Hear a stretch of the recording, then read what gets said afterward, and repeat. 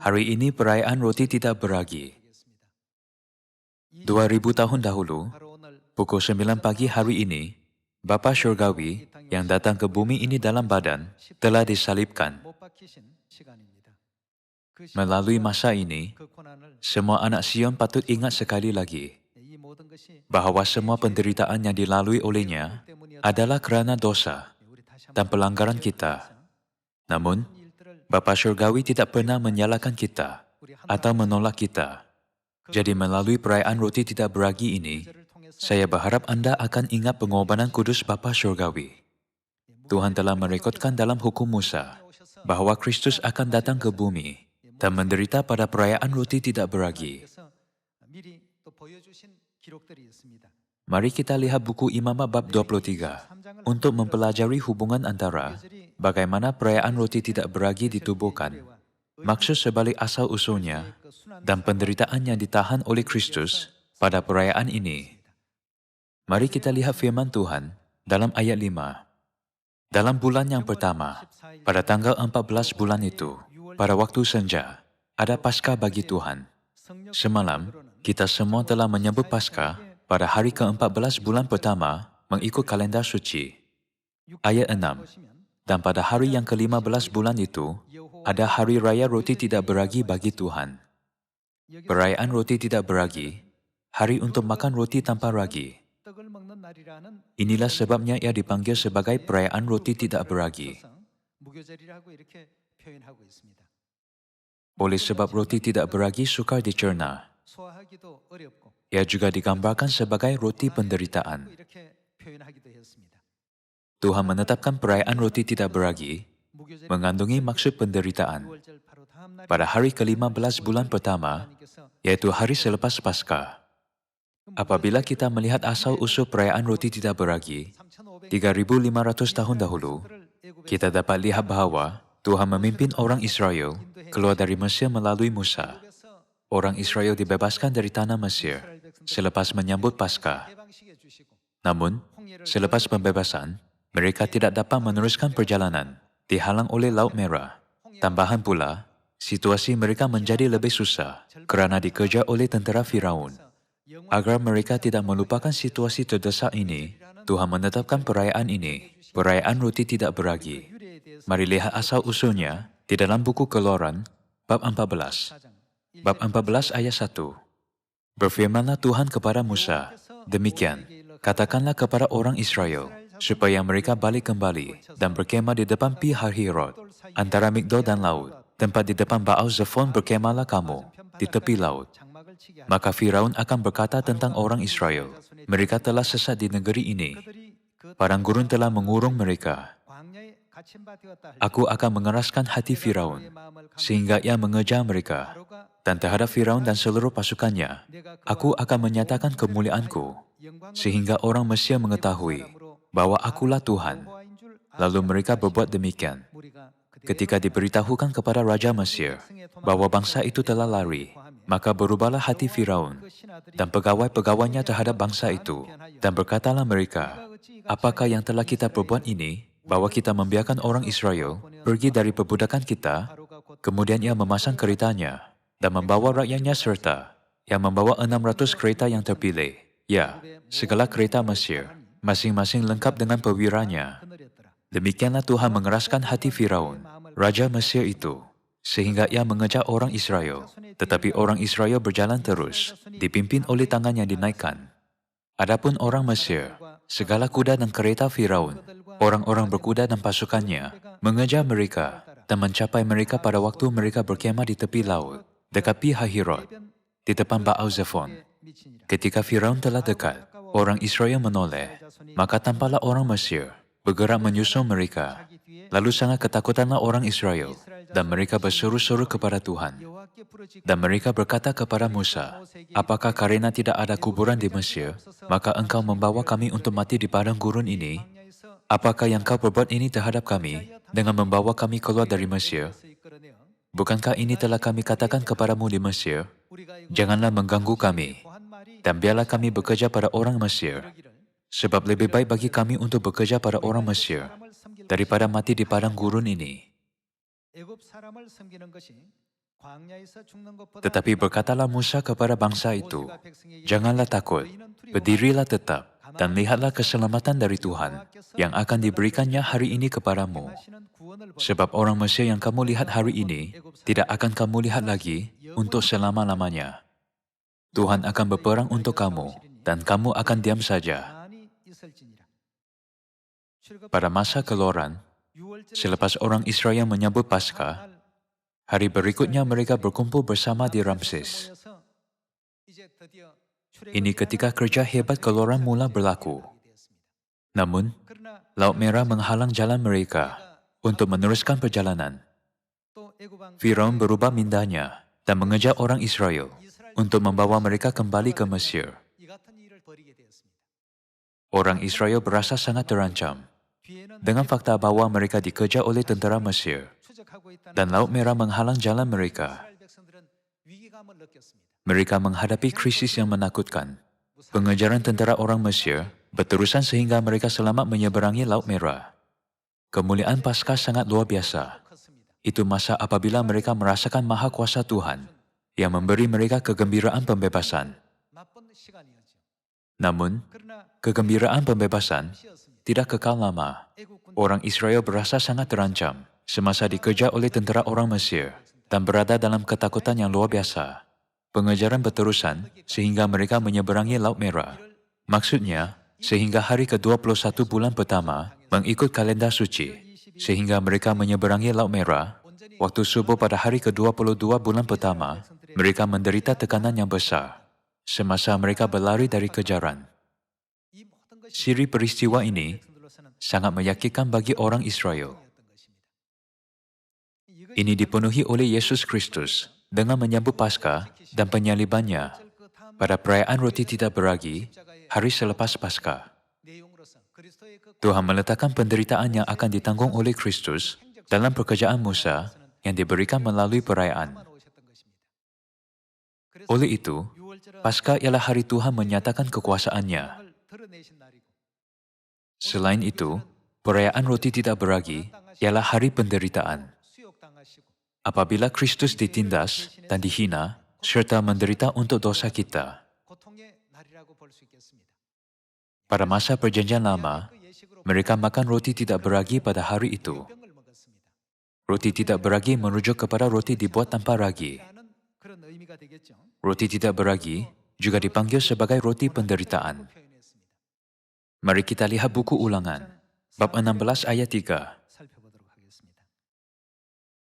Janganlah engkau makan sesuatu yang beragi bersertanya.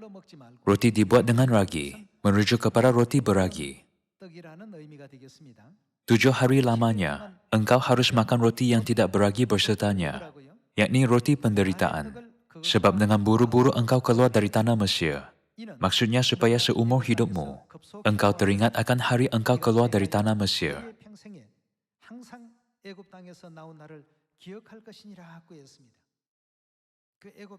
Tuhan menyuruh mereka supaya tidak melupakan kenangan pahit sejak mereka keluar dari Mesir, selepas menyambut Paskah, sehingga hari setelah mereka menyeberangi Laut Merah.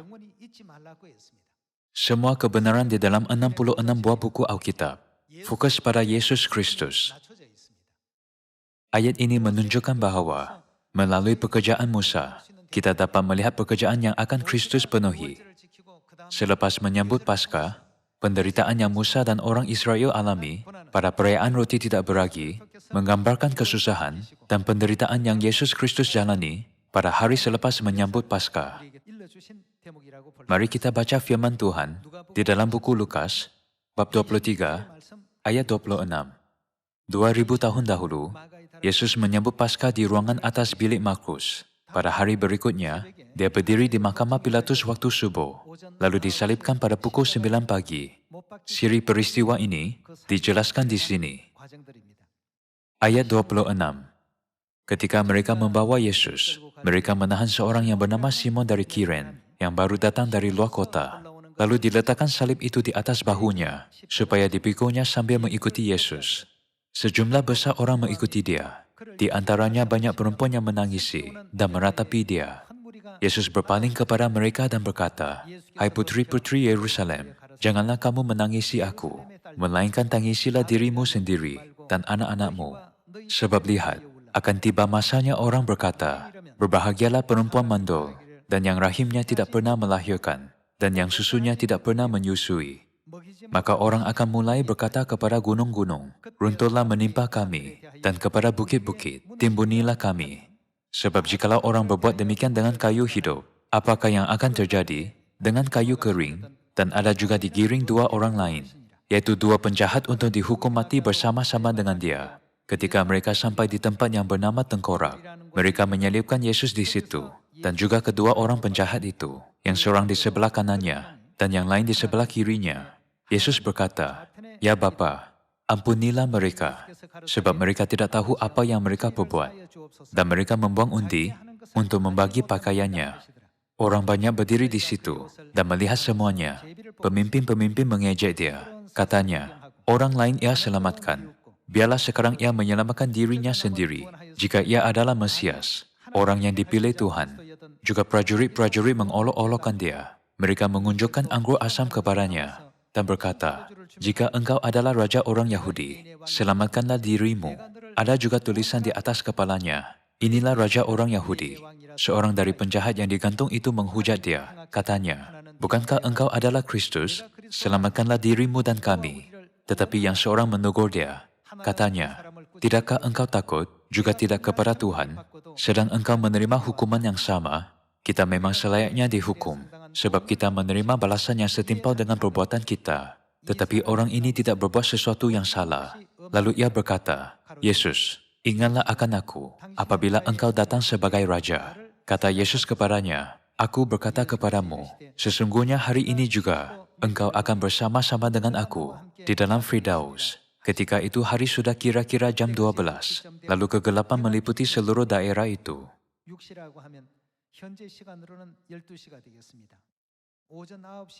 Kira-kira 3 jam selepas Yesus disalibkan, pada pukul 9 pagi,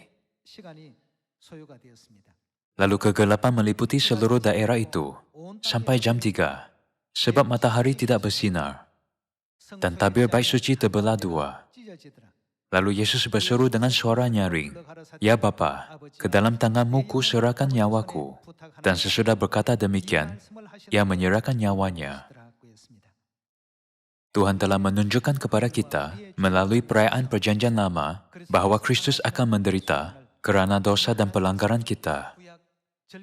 Sebab mengapa Tuhan ingin orang Israel mengingati penderitaan yang mereka alami pada 3.500 tahun dahulu adalah untuk menunjukkan kepada kita penderitaan Yesus Kristus. Itu sejarah bayangan bahwa penyelamat kita akan menderita di atas salib pada perayaan Roti Tidak Beragi, hari selepas menyambut Paskah. Sebilangan besar orang mengikuti Yesus Kristus pada hari dia meninggal di atas salib. Terdapat banyak jenis orang antara mereka yang mengikutinya. Sebahagian daripada mereka meninjunya, ada yang memukulnya, ada yang meludahi mukanya, dan ada yang mengejeknya. Ada juga seorang yang memikul salib bersama Kristus, dan ada sebilangan orang lain yang menangis deminya. Pada zaman ini juga, secara rohani, kita dapat melihat berbagai jenis orang wujud. Mari kita lihat firman Tuhan di dalam buku Matius bab 26, ayat 67. Lalu mereka meludahi mukanya dan meninjunya. Orang-orang lain memukul dia dan berkata, "Cobalah katakan kepada kami, hai Mesias, siapakah yang memukul engkau?" Berbagai jenis orang mengikuti Yesus. Ada yang meninjunya, ada yang memukulnya, ada yang meludahi mukanya, ada yang mengejeknya. Mari kita lihat bab 26, ayat 32. "Akan tetapi sesudah aku bangkit, aku akan mendahului kamu ke Galilea." Petrus menjawabnya, "Biarpun mereka semua tergoncang imannya karena engkau, aku sekali-kali tidak." Yesus berkata kepadanya, "Aku berkata kepadamu, sesungguhnya malam ini, sebelum ayam berkokok, engkau telah menyangkal aku 3 kali." Kata Petrus kepadanya, "Sekalipun aku harus mati bersama-sama engkau, aku takkan menyangkal engkau." Semua murid yang lain pun berkata demikian juga. Walaupun murid-murid menunjukkan iman yang teguh, Tetapi apabila keadaan sebenar terjadi, bahkan Petrus, yang sangat beriman, menyangkal Yesus 3 kali. Hari peristiwa yang menyakitkan hati ini terjadi pada perayaan roti tidak beragi yang kita sambut hari ini.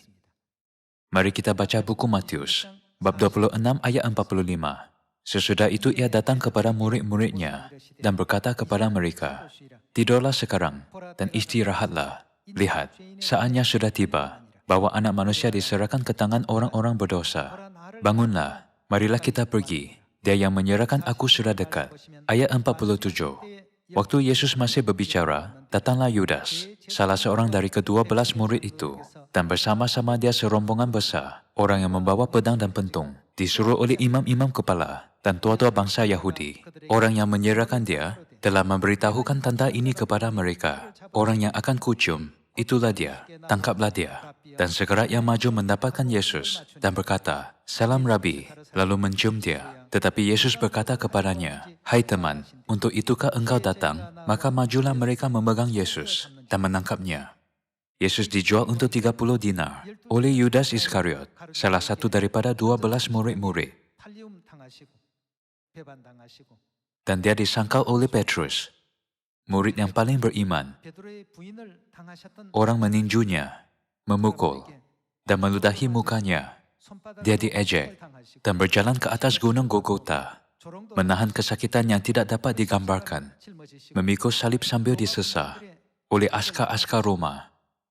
Dosa kitalah yang menyebabkan semua ini terjadi terhadapnya. Ini terjadi pada perayaan roti tidak beragi yang kita sambut hari ini. Sebenarnya, orang berdosa yang patut menderita semua ini kerana dosa mereka. Walau bagaimanapun, dalam hukum Musa, Tuhan telah menunjukkan ramalan bahwa Tuhan Kudus kita akan menderita perkara itu kerana dosa kita. Mari kita mengukir maksud perayaan roti tidak beragi di dalam hati kita sekali lagi pada hari ini. Hari ini ialah perayaan roti tidak beragi, hari penderitaan, apabila kita berpuasa. Melalui hari ini, kita harus mempunyai keazaman untuk berkata bahawa kita juga akan turut serta dalam penderitaan Bapa. Mari kita lihat buku Markus, bab 2 ayat 18.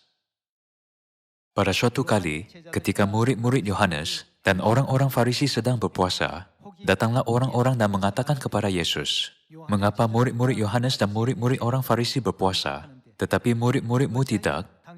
Jawab Yesus kepada mereka, "Dapatkah sahabat-sahabat mempelai laki-laki berpuasa sedang mempelai itu bersama mereka?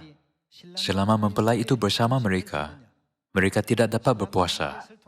Tetapi waktunya akan datang, mempelai itu diambil dari mereka, dan pada waktu itulah mereka akan berpuasa." Mempelai lelaki di sini bermaksud Yesus. Hari mempelai lelaki diambil dari mereka ialah hari Yesus meninggal. Itulah hari kita berpuasa. Ayat 21. Tidak seorang pun menambahkan secari kain yang belum susut pada baju yang tua. Kerana jika demikian, kain penambal itu akan mencabiknya, yang baru mencabik yang tua, lalu makin besarlah koyaknya. Waktunya akan tiba mempelai itu diambil dari mereka, dan pada waktu itulah mereka akan berpuasa. Hari ini, kita berpuasa sehingga masa apabila Yesus Kristus akhirnya meninggal di atas salib.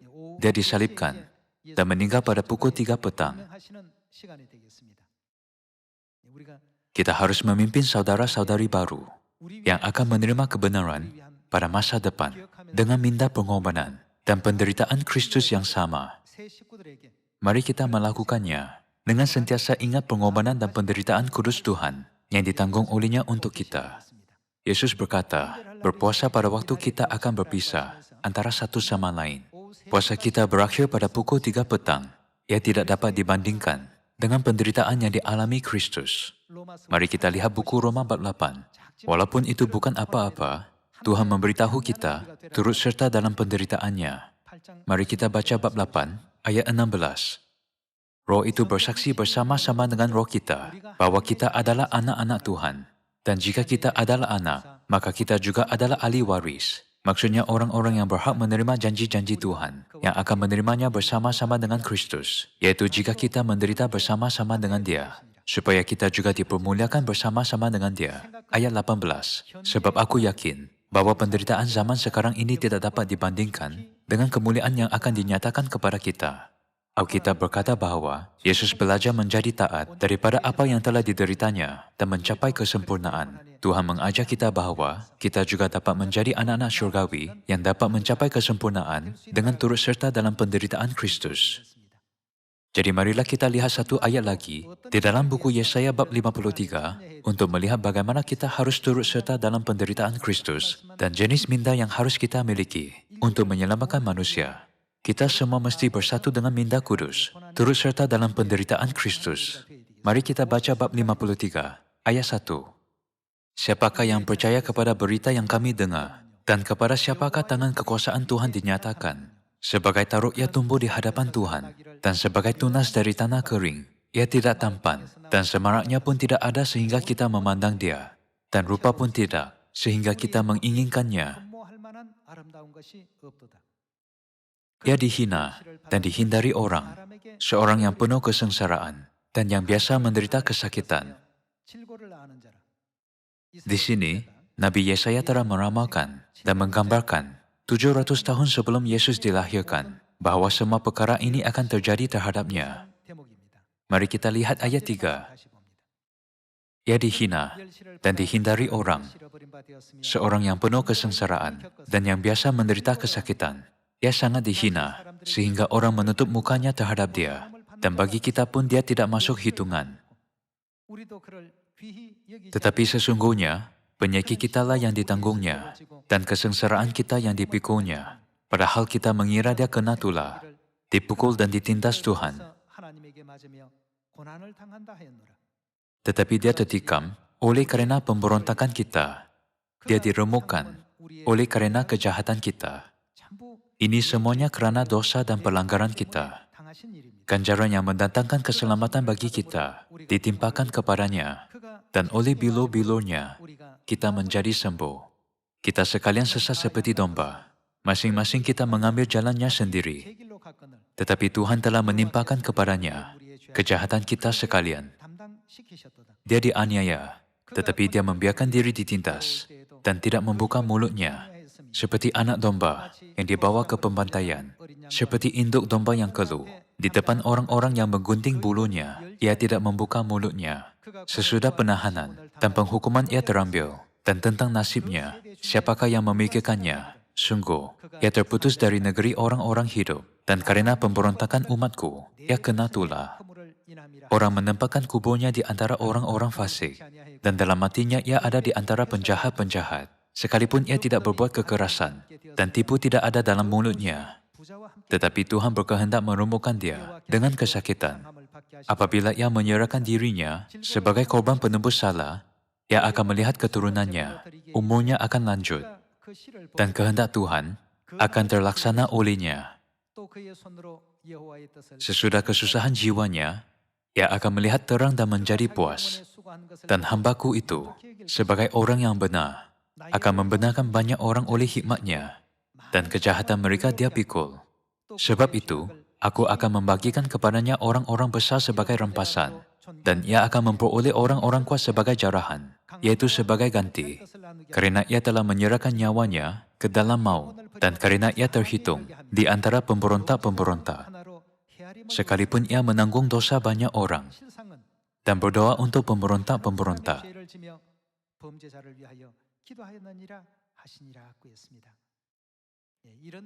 Dengan jenis minda ini, Kristus menahan kesakitan dan penderitaan yang melampau bagi pihak kita. Hari ini, kita sering bercakap tentang pengorbanannya di atas salib. Namun, kita tidak harus hanya berfikir tentang pengorbanannya di atas salib secara dangkal. Dari permulaan hingga hujung dunia ini, Tuhan telah melaksanakan pengorbanan kudusnya untuk anak-anaknya.